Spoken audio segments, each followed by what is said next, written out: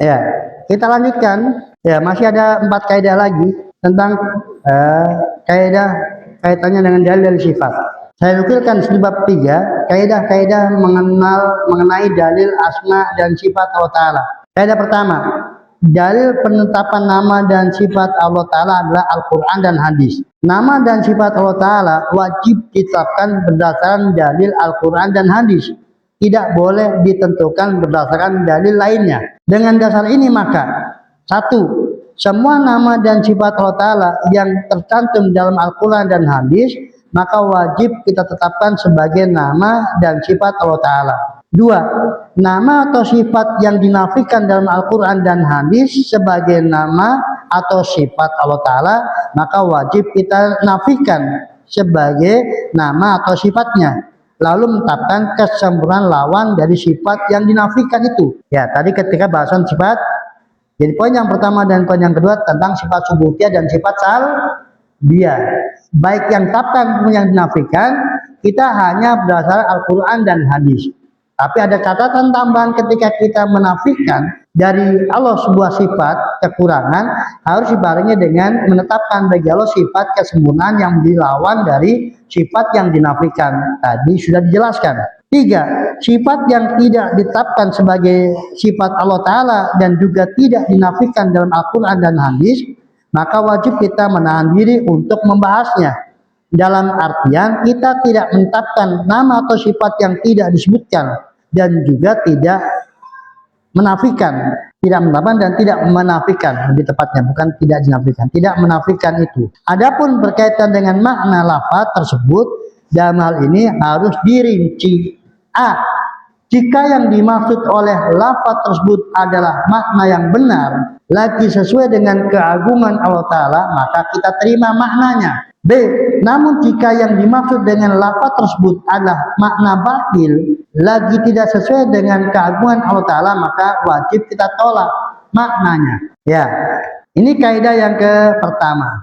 Kaidah yang pertama tentang dalil penetapan asma dan sifat, baik sifat subutiyah maupun sifat salbiyah, itu harus berdasarkan dalil Al-Quran atau As-Sunnah. Kalau nggak ada penetapannya, baik subutiyahnya maupun salbiyahnya, nggak ada informasi, maka kita tawakuf, kita diam. Nah, bagaimana kalau kemudian ada orang menanyakan kepada kita sebuah sifat yang itu nggak ada informasinya, di dalam Al-Quran nggak ada, di As-Sunnah nggak ada. Ya, contohnya sifat jism. Kalau pertanyaan, Allah berjasad enggak? Allah berjism enggak? Maka kita katakan lafaz jism itu enggak ada penetapannya dan penafiannya. Enggak ada ayat atau hadis yang menyatakan Allah berjism, dan juga tidak ada ayat atau hadis yang menyatakan Allah enggak berjism. Yang ada Allah bertangan, berwajah, berkaki, Allah istiwa di atas arsy. Ya, itu ada. Allah bermata itu ada. Tapi kalau kemudian Allah berjism nggak ada, maka saya balik bertanya aja kepada antum. Bentar dulu, yang kamu maksudkan jism itu apa?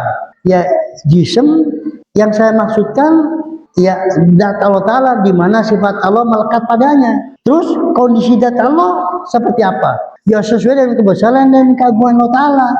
Itu sama-sama dengan jism. Kalau begitu setuju saya. Ya, kalau itu jism maksudnya saya setuju. Jism dengan makna yang kamu sampaikan saya setuju. Walaupun saya tidak bilang Allah berjism, tapi Allah begitu. Allah punya zat yang melekat pada sifat-sifat sesuai dengan kebesaran dan keagungan Allah Ta'ala. Yang zat Allah itu tadi kamu katakan jism, jasad Allah Ta'ala. Ya, saya nggak setuju dari penamaannya, itu jism, tapi saya setuju dari maknanya. Oke? Ya. Tapi kalau kemudian yang kamu maksudkan bahwa jism berarti Allah berjasad, seperti jasad makhluknya yang terdiri dari ya ada darah yang mengalir, ada kemudian dia tersusun, terbentuk-bentuk, ada bagian-bagian yang membentuk. Ya.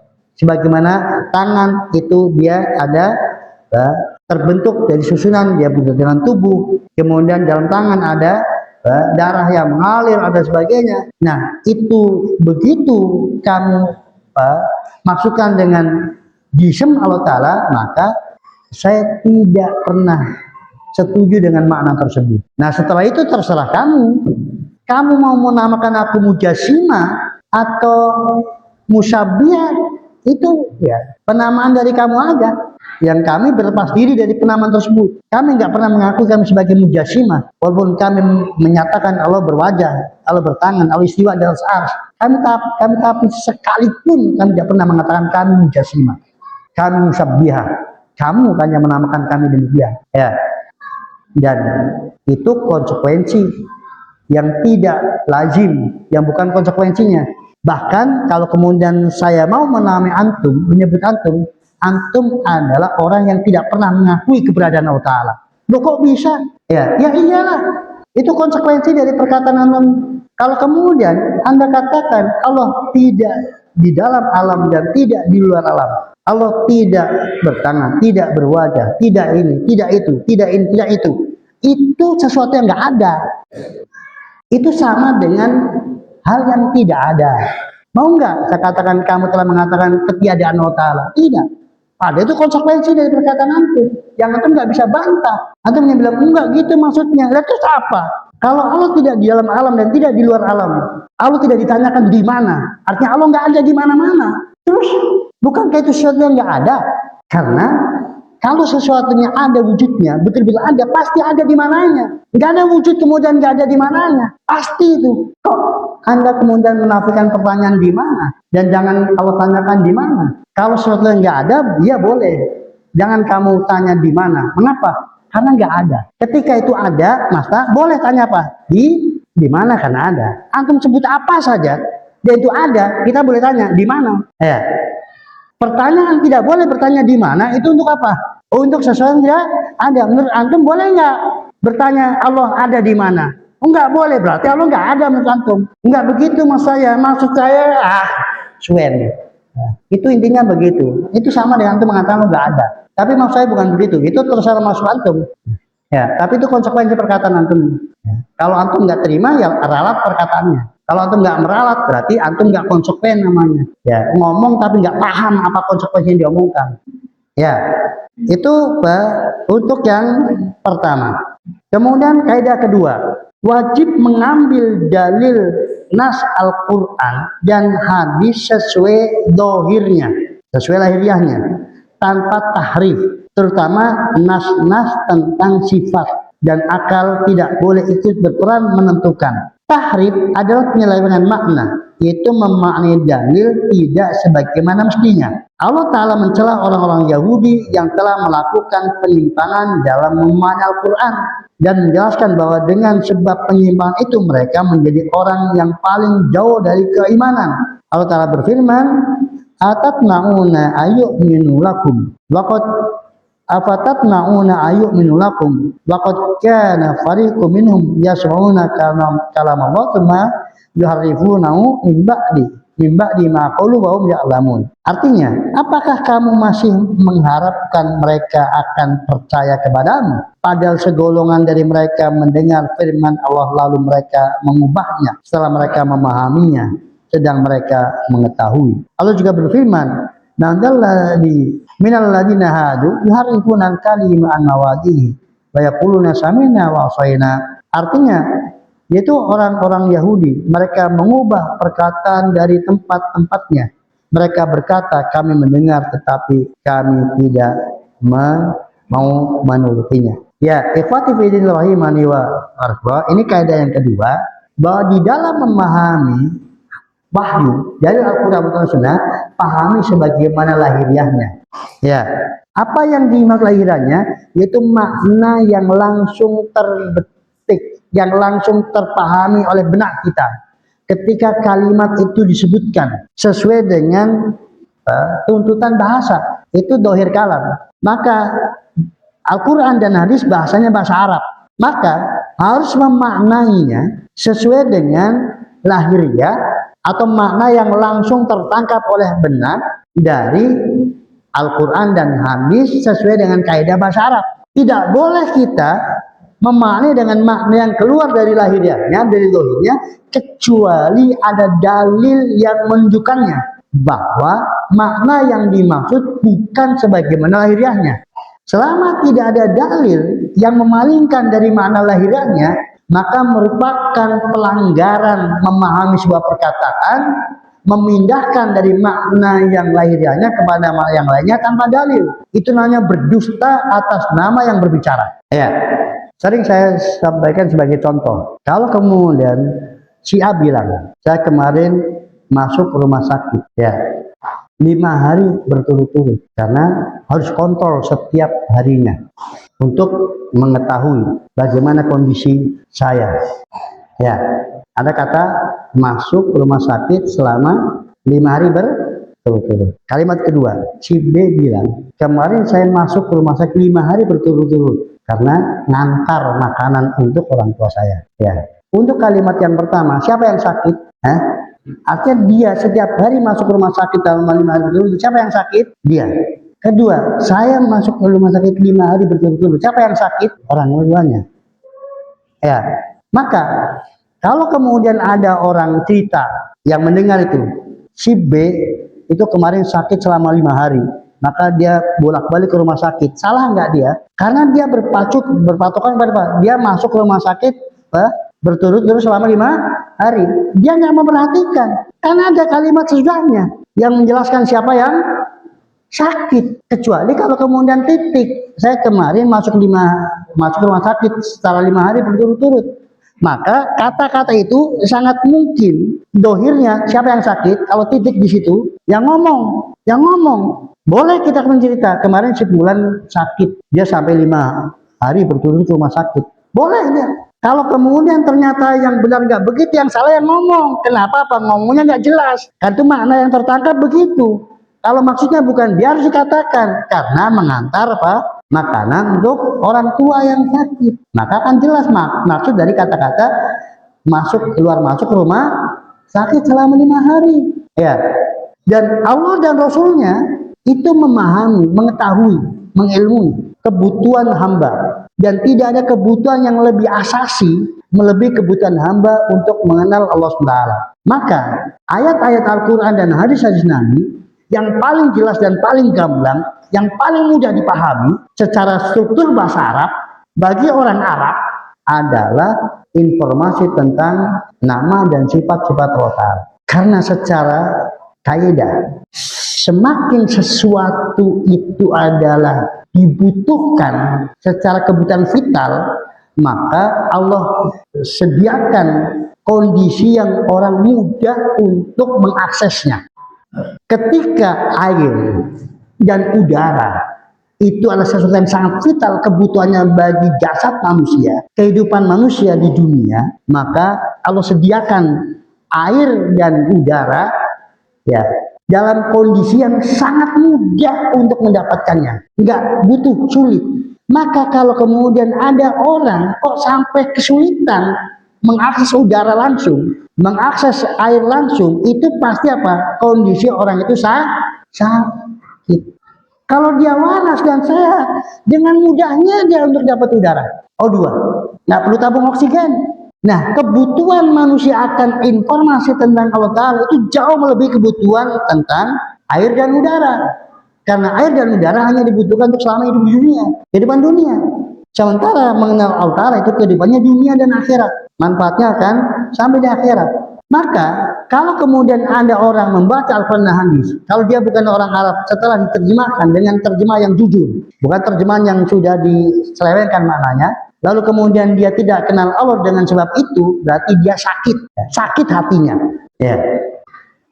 Maka pada asalnya selama orang tidak diajari dengan ilmu yang sesat, itu mereka bisa mengakses informasi tentang Allah Ta'ala, bahkan dari terjemah, selama terjemahnya itu adalah benar, jujur, sesuai dengan kaidah-kaidah bahasa Arab terjemahannya, maka orang akan mendapatkan manfaat yang sangat besar untuk mengakses informasi tentang Allah Ta'ala.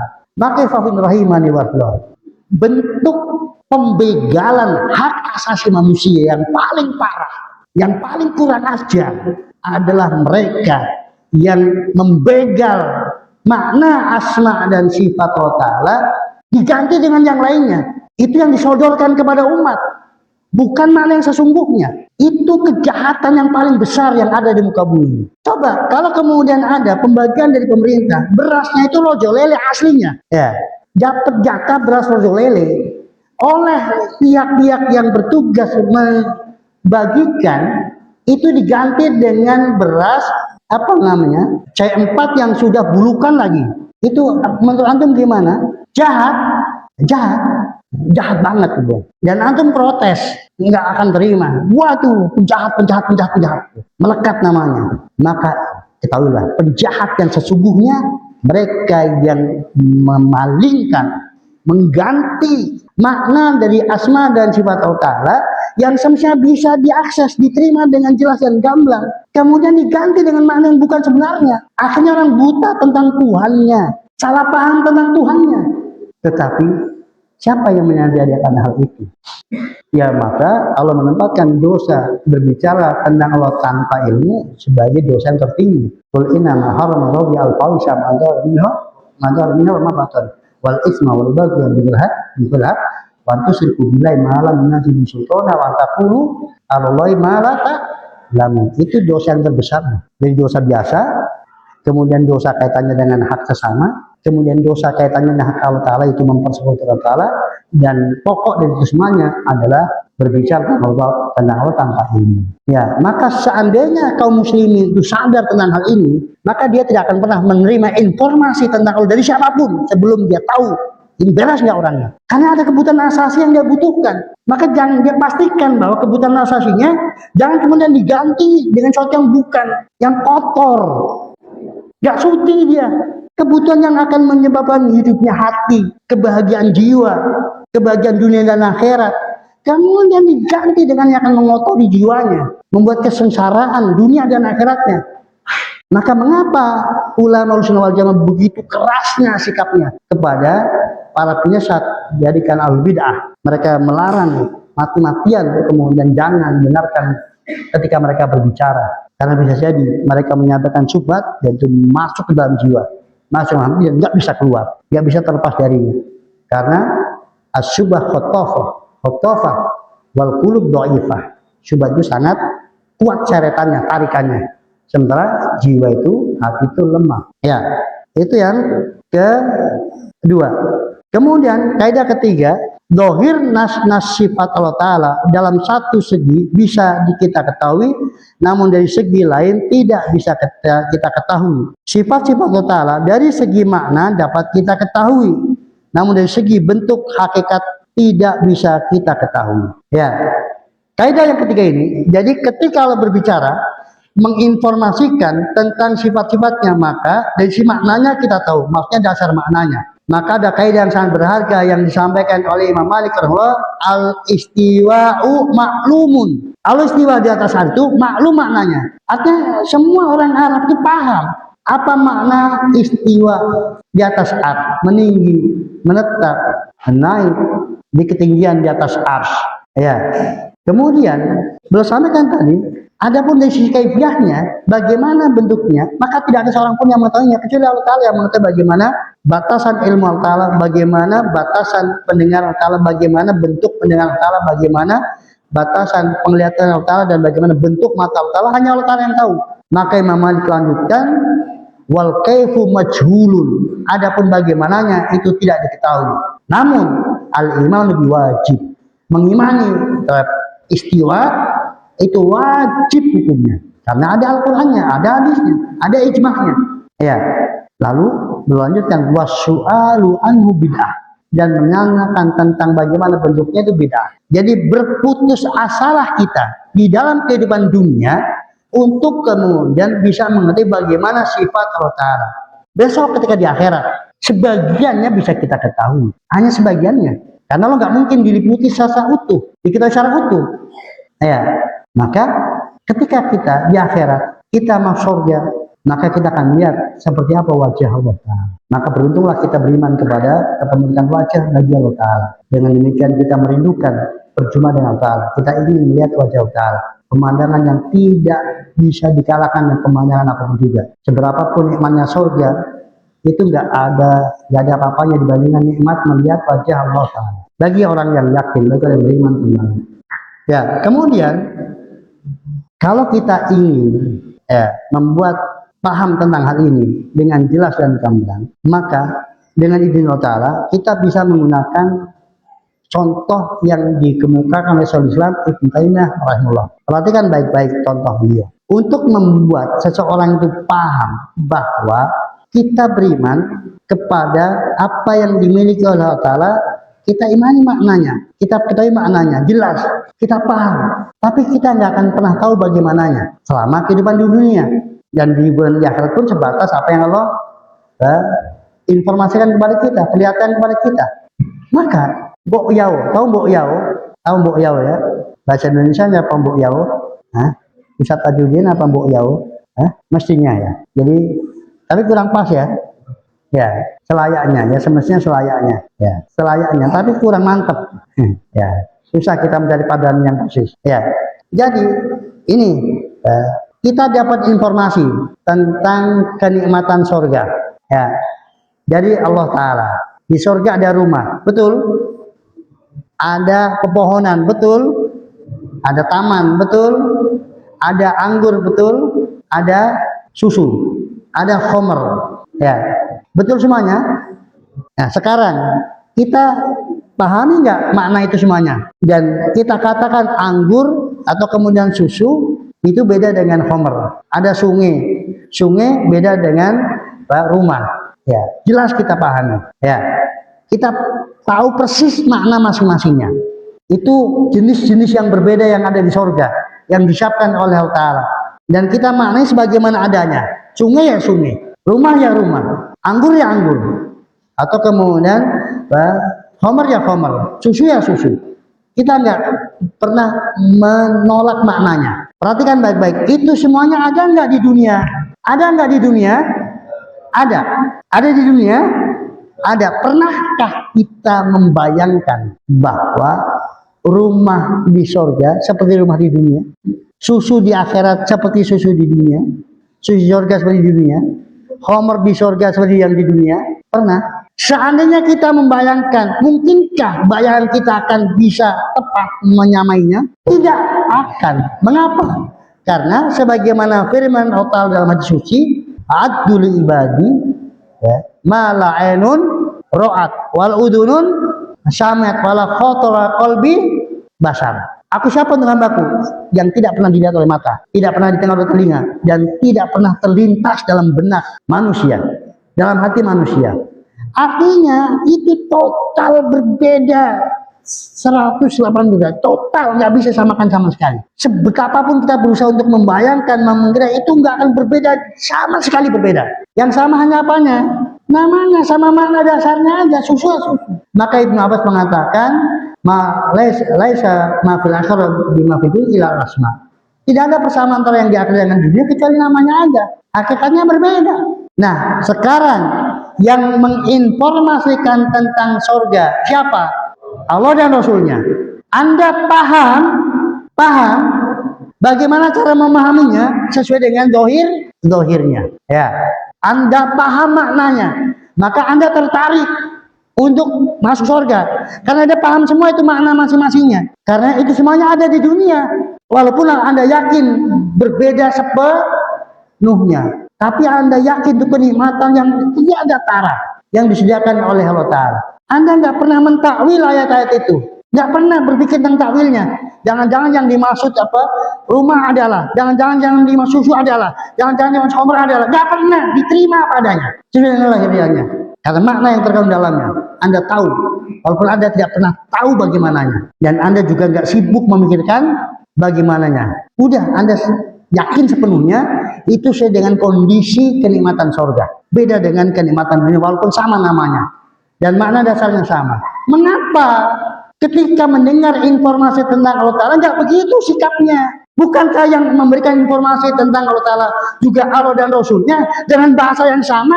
Mana yang lebih dibutuhkan oleh manusia?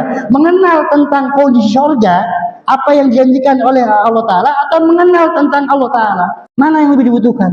Jadi secara logika, maka kita lebih mudah paham tentang informasi tentang Allah dibandingkan paham informasi tentang surga. Ya. Barang siapa yang tidak begitu kesimpulannya, jongkok logikanya. Ya. Dia suudzon kepada Allah Ta'ala, berprasangka buruk kepada Allah Ta'ala. Ya.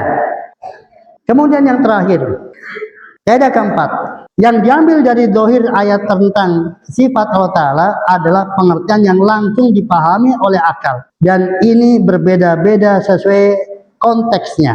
Dalam bahasa Arab, satu kata memiliki makna yang berbeda-beda tergantung bentuk dan susunan kalimatnya. Tentang kaidah yang keempat ini sudah saya singgung pada kaidah yang kedua.